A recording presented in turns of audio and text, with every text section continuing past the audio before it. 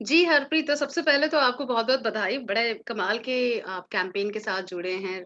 Doctor जी, राहत इंदौरी बिल्कुल। साहब को जो ट्रिब्यूट जी, दे रहा है सॉन्ग ड्यू। सॉन्ग ड्यू ने मुझे अप्रोच किया था कि क्या मैं राहत साहब को कंपोज़ कर पाऊँगा और मुझे बहुत ही खुशी हुई ये जान के कि इतना अच्छा एक प्रोजेक्ट सॉन्ग ड्यू कर रहा है जिसमें कि राहत साहब की राइटिंग्स को कंपोज़ करेंगे अलग-अलग आर्टिस्ट्स। तो बहुत बहुत खुशी हुई है इस तरह का एक अ, यू नो हुँ, बढ़िया सा इनिशिएटिव के बारे में जानने के बाद। तो मैंने कहा of course I would love to be part of it और राहत साहब को तो यू नो बचपन से सुना ही है तो उनको गाने का मौका मिला तो काफ़ी हुँ। अच्छा मौका लगा मुझे ज़िंदगी में, तो मुझे लगा कि ये तो इससे तो जुड़ना ज़रूरी है। अच्छा, तो गानों की एक लिस्ट आई होगी आपके पास हरप्रीत, तो उसमें कितना जी, मुश्किल था गाना चुनना? ये बहुत मुश्किल भी कह सकते हैं, बहुत आसान भी कह सकते हैं क्योंकि जैसे ही जो मैंने जोगी जो मैंने कंपोज़ किया उनका उनका लिखा हुआ, वो जैसे ही मेरे सामने आया तो उससे तुरंत मेरा कनेक्ट बन गया। उससे पहले मैंने 1 या 2 और हुँ, पढ़े थे बहुत सुंदर लगे, पर जैसे ही जोगी मैंने पढ़ा हुँ। और मुझे लगा कि अरे! मुझे यही तो गाना था। पिछला साल थोड़ा-सा भारी गुज़रा आर्टिस्ट के लिए। बहुत सारे लोगों को हमने खोया, उनमें से एक राहत साहब थे, जो कह कर गए हैं कि लोग हर मोड़ पर रुक-रुक के सँभलते क्यों हैं? लोग हर मोड़ पर रुक-रुक के सँभलते क्यों हैं? इतना डरते हैं तो घर से निकलते क्यों? तो एक आप अगर अरे जैसे यार! आप उनके अगर मुशायरे देखेंगे वो तो अच्छी बात है, डिजिटल की एक ये बड़ी अच्छी बात है कि पुराने-पुराने उनके जो शोज़ हैं वो देखने को मिल जाते हैं। तो उसमें जी, अगर आप जी, जी। उनकी बॉडी लैंग्वेज देखेंगे तो एक एक एक सरकाज़्म भी है, एक ब्रेवरी भी होती थी उनमें और उसके बाद एक मतलब रिलेटेबल तो था ही। उनके हर एक शब्द का बिल्कुल, एक बिल्कुल। स्ट्रॉन्ग कनेक्ट तो होता ही था। अगर मैं आपसे पूछूँ जैसे आप उनको देख रहे हैं या सुन रहे हैं, तो कौन-सी उनकी चीज़ आपको सबसे ज़्यादा इम्प्रेस करती थी हरप्रीत? उनका जो पढ़ने का जो अंदाज़ था, जिस जिस बुलंद आवाज़ से जिस तरह से वो पढ़ते थे, वो बहुत ही एकदम से इंस्टेंट आपका एक कनेक्ट बन जाता था उनके साथ। हुँ, या तो आप और वो जिस तरह से बोलते थे, वो जितनी भी देर आप चाहे उनको बैठ के सुन लें, सामने सुनना तो आई एम श्योर बहुत ही एक अलग माहौल होता होगा, जो कि अनफॉर्चुनेटली मुझे सौभाग्य मिला नहीं कि सामने से मैंने देख पाता कभी।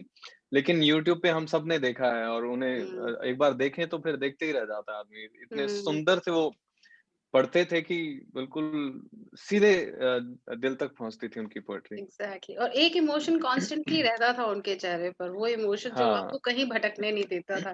ख़ैर मैं लेकिन थोड़ा-सा वो यहाँ यूँ पकड़ के भटकूँगी रखता था आपको हाँ, बिल्कुल लगातार। बट मैं यहाँ थोड़ा-सा भटकूँगी, मैं आपके बारे में जानना चाहूँगी। हरप्रीत अपने बारे में कुछ बताएँ प्लीज़? जी मैं I have been working a lot in poetry as well as मैं अपने खुद के गाने लिखता हूँ। हुँ, पोएट्री की जहाँ तक बात है मैंने बाबा बुल्ले शाह से लेकर के सूर्यकांत त्रिपाठी निराला जी को और भवानी प्रसाद मिश्र जी को और कबीर, रहीम इन सबको कंपोज़ करने की कोशिश की है। फैज़ अहमद फैज़ साहब का भी एक कंपोज़ किया है।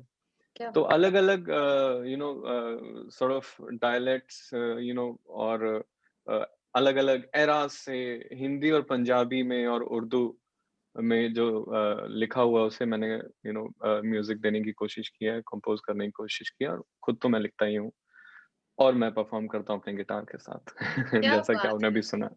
ओके, राहत साहब का गाना जोगी तो किया ही है अपने अपने स्टाइल में कंपोज़ इस कैंपेन के लिए। जी, इसके जी, जी। अलावा भी बहुत सारे लोगों का काम आपने सेलिब्रेट किया है अपने अंदाज़ में, यू नो जी, जी, यानी जी। पढ़ा है आपने उन सभी लोगों को, व्हिच जी, इज़ जी, व्हिच इज़ बिल्कुल। Not very common these days, trust me.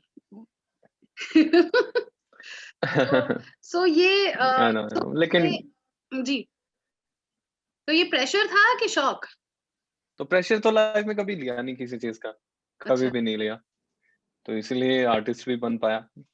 Hmm, pressure लेता तो शायद कुछ और किया होता लाइफ़ में। क्या? इंजीनियरिंग, डॉक्टर कुछ क्या चीज़? इंजीनियरिंग प्लान में क्या कुछ था? ना कुछ आपके इसी या तरह पापा मम्मी-पापा के प्लान में क्या था? एमबीए? प्लान में तो क्या रास्ता सिविल इंजीनियरिंग की ओर था, बट अच्छा। किसी तरह से बच के भागे वहाँ से।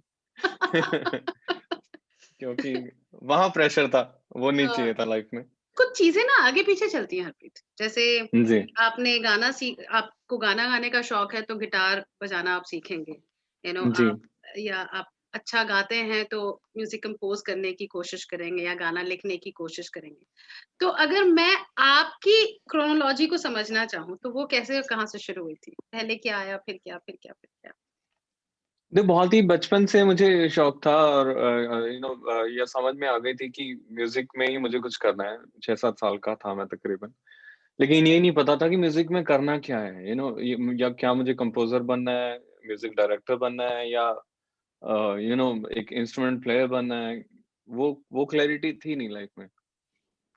और वक़्त के साथ-साथ, टेक्नोलॉजी के साथ-साथ सारी चीज़ें धीरे-धीरे, धीरे-धीरे पॉसिबल होती गई और मैं ये सब कर रहा हूँ अभी। I am a producer, I right, I compose, I play different instruments.